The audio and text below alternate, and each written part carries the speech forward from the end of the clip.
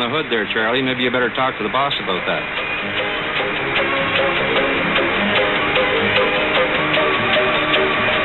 Maybe you can design something to clean that off, too.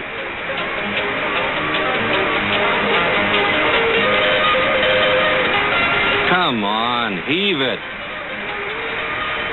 Oh, we're going to get the cameraman up a tree now so we can get some better shots.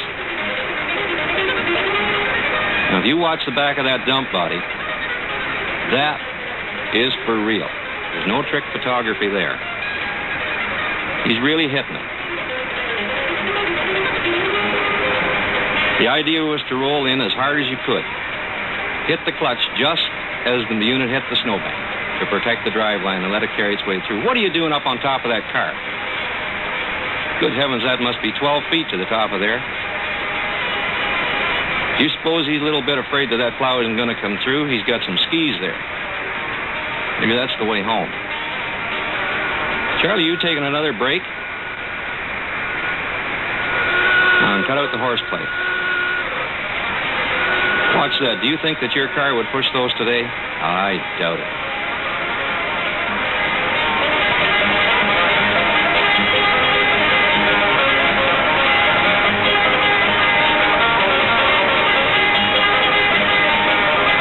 This film was produced in the winter of 1939 and 40 and was lost for many years. In 1978, it was rescued from the trash bin. And a bit of research tells us that the plow you see here was 9 feet wide at the cutting edge, 9'6" high, and 12 feet across the tips of the ears. The truck was the largest model produced by the Walters Company at the time.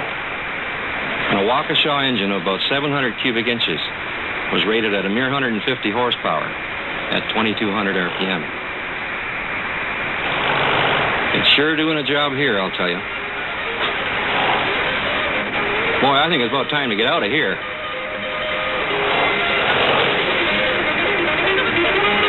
That's better. I can see better from over here, too. I'll bet you that that man has got arms like a wrestler.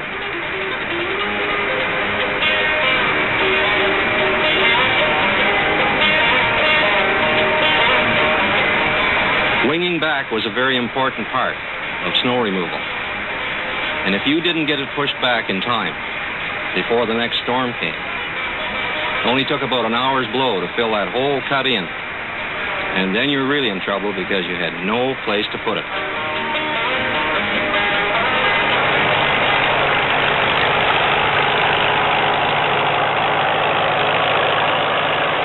You're sure doing a fine job up there. Got some spectators again.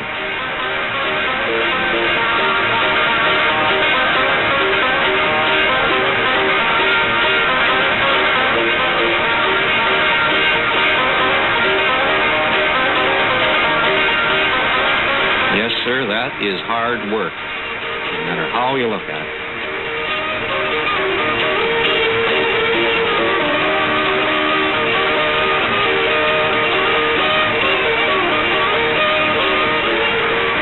Did you say just 150 horsepower?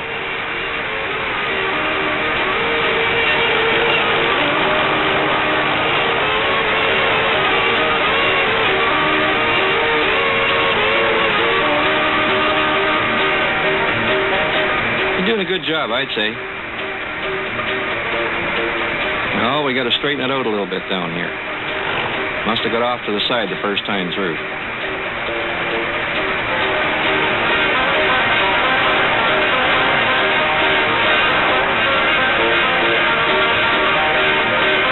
Well, we may be able to go to town yet today.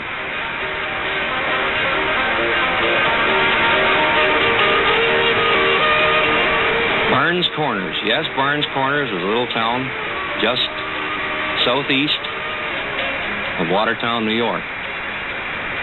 It's still there, still on the map. Looks much the same as that, too.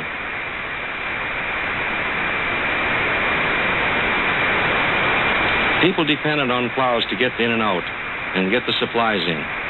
It was different in those days. You didn't run off to the supermarket every time you needed a loaf of bread or a quart of milk. You stocked up ahead of time and kept a couple of weeks' supply on hand.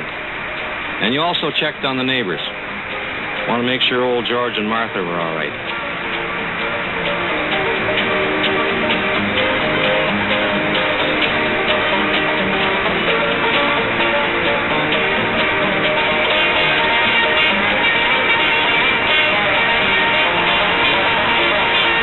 Always a beautiful sight when you get a breakthrough. And here we go. The whole family's going to town. Horses, dogs, and all. I think he could have got rid of that big chunk in the middle of the road, though. That's still better than going around the field.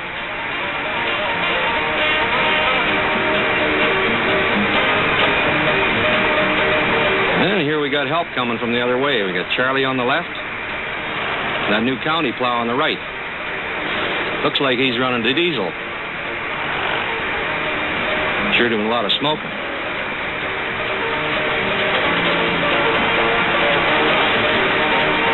See that young lad throwing the snowballs there? Do you realize that he's probably a grandfather by now? He sure is an active little rascal. Wonder if he grew up to be a snowplow operator.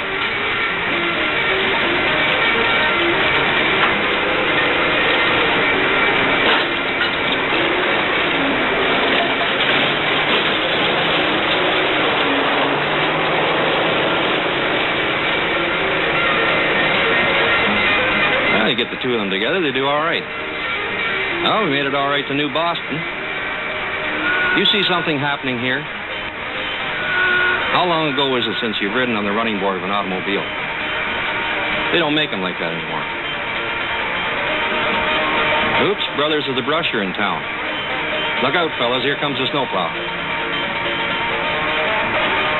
You never missed a trick. You always got your supplies in.